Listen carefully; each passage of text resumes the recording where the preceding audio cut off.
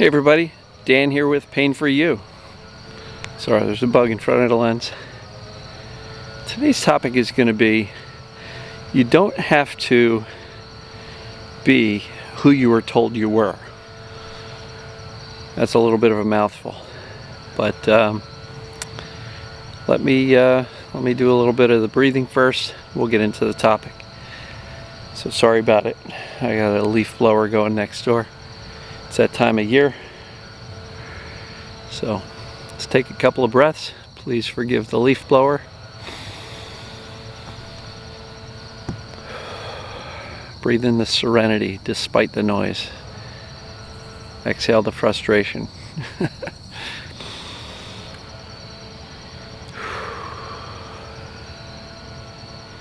Just feel the calmness that comes over you when you take a nice breath. Breathe in the stillness. Exhale the static.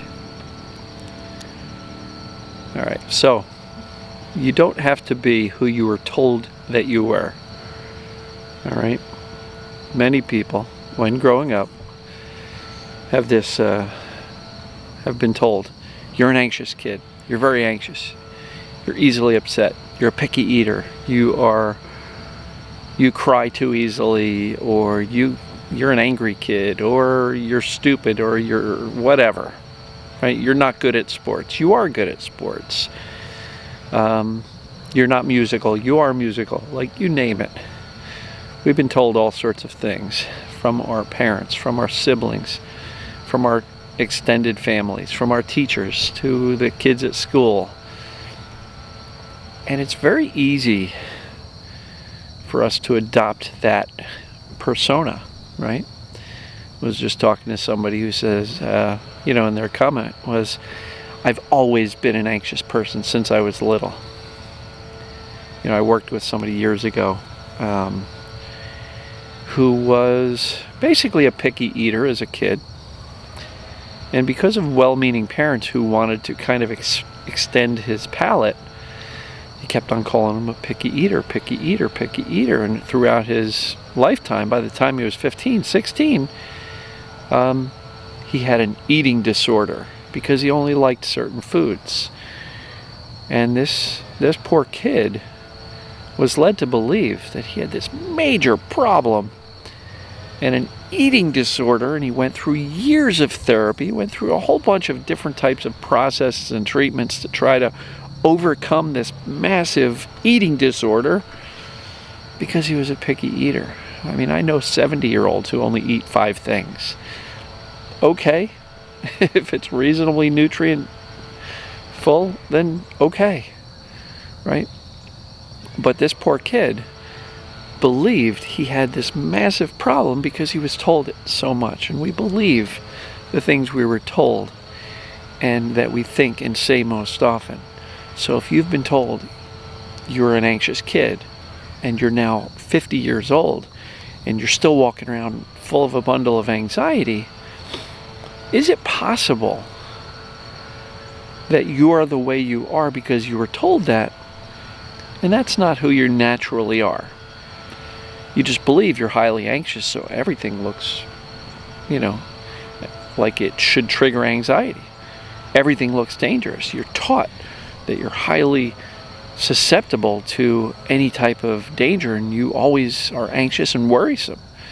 And look, I guess the message here is, it's never too late to decide who you are. It's never too late to teach yourself to be who you'd like to be instead of who you were told that you are. Right? So this poor kid, I haven't talked to him in a few years, but I hope he's just come to grips with, okay, so there's only certain things I like. Is that the worst thing in the world? No, it's not.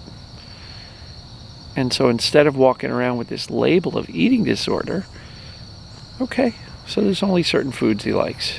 Big deal. I only like certain foods too. I mean, I can eat anything, but I prefer certain things. So if you are walking around with this personality type or this behavior type or way of being that you've been carrying around since you were a kid, just ask yourself, where did you get that? You know, and in some cases, I'll get it. Many of the people that I interact with through Facebook or YouTube in the comments, or that I do individual one-on-one coaching with, they'll be like, oh, I've always been anxious. And I'll say, okay, well, where did you learn that? And they stop and they think, well, yeah, my mother's always been a worrywart about her health. Okay. And did she worry about your health? Did she teach you to be nervous about your own health? And inevitably, a little light bulb goes off and goes, oh yeah, mom taught me that. Okay? You know, you're 30, 40, 50 years old. What if you're not your mom? And you don't have to be like that forever, right? I am always optimistic about our chances and our potential to decide who and what we want to be and make a shift. It's never too late. If there are certain things about yourself which you don't like, okay, identify them and make a decision that over time, little by little, you're going to start implementing some changes. If you're a highly anxious person, okay, maybe the little changes can be about, not taking your thoughts so serious. That was yesterday's video about chronic mental stress and trying not to attach ourselves to the worrisome, fearful thoughts that tend to make us anxious people. If you've been given any labels early on in life, later on in life, a friend of mine was just told he has panic disorder, and now there's a new label for him to carry around. All it means is he's been experiencing a feeling of panic and some panic attacks. That doesn't define him. That's just something he's been experiencing lately. It is never too late for us to acknowledge, okay, this is where I am now, but where do I want to be in 3 days, 3 weeks, 3 months, 3 years? And take some incremental, slow changes, because some of these habits are fairly ingrained in us. This friend of mine been in stress mode, panic response, or the fight or flight for most of his life, as long as he can remember, because he had a brother who really, I'll use the word, tortured him. Like literally was just sadistic and mean and did awful things. So since the time he was little, he was always afraid and on guard. And he's in his 30s now and he's still afraid and on guard. He was taught to be that way. But I'm ever optimistic that he doesn't have to stay that way. The brain, the nervous system, is malleable. Neuroplasticity, right? We can teach ourselves virtually anything, and if you can learn certain things, you can learn to be less anxious. You can learn that your thoughts and your fears don't have to be acted upon or even believed in some cases, because a lot of fearful, worrisome thoughts are about the future. And we can use our rational thinking brain over time. I'm not saying it's a snap of your fingers and you're done, but over time we can teach ourselves that it's not really worth spending a lot of time and emotional energy focused on these imaginary things that we really don't want to happen. Like, why would we give a lot of weight and value to these thoughts about things that we don't want to have happen that aren't even happening right now? They're just worries about, one of the possibilities of the future. Well, what if the future is going to be full of, feeling great physically, joy, purpose, meaning, connection with others, and lots of smiles and laughter? What if that's the future instead of this worrisome, dismal life is going to suck, I'm going to be racked with pain forever, right? Seeing the possibilities, using your imagination, your visualization, to imagine what you want your life to become. Imagine what you would like for you to be. Like, how do you want to show up? If you want to smile a little bit more, start by smiling a little bit more. It can be simple things, little things. Smiling at the person at the grocery checkout. How are you today? Right? You never know. They might need a smile just as much as you do. And so little things matter. Little connections. You never know, you might make somebody's day, and in doing so, you might make your day. So you don't have to be the person you were told that you are or were. And so does anybody have any examples that you can share in the comments below of the person you were told that you are? And have you actually been able to make some changes? And if not, why not? Is it because you just never saw the possibility of changing who you are? Like, we are not static. We don't come out of the birth canal a certain way. Yes, there are certain babies that come out colicky, right?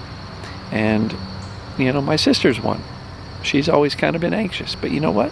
She's probably been told 1,000 times how anxious she was as a kid, and therefore she's taken on that persona and has never really made any significant effort to change that about herself. I don't know. I'm just rambling here. I don't believe we have to stay who we are today. I don't believe we have to be the person we were when we were little for the rest of our lives.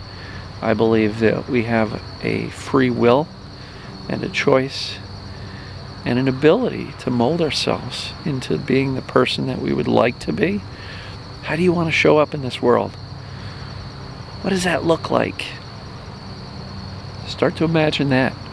Visualize that. And each day work a little bit closer towards that.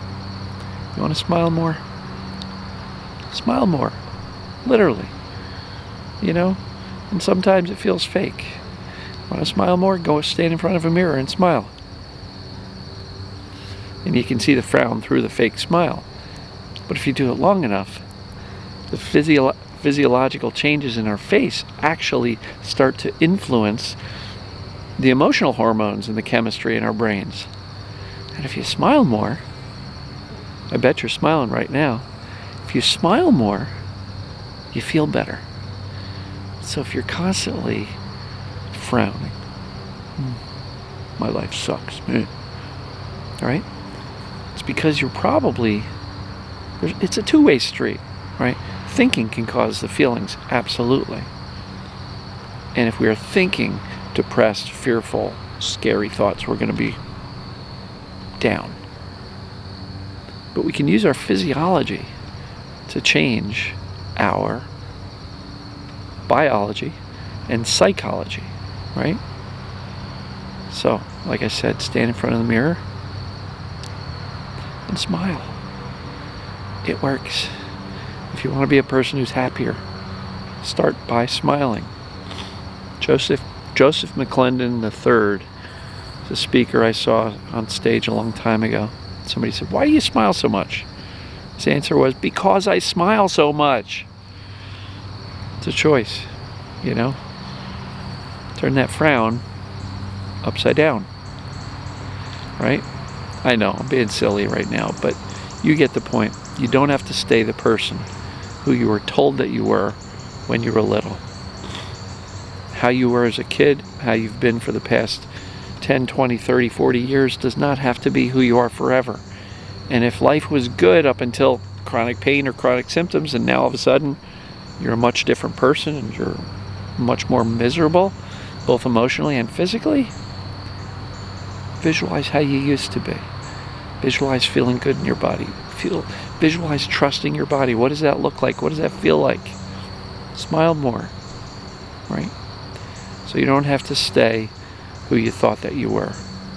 You can decide now who you want to be and who you are meant to be, and then slowly start to make changes and move towards that. And whatever you do, don't forget to smile. Love you guys and gals. We'll talk to you tomorrow.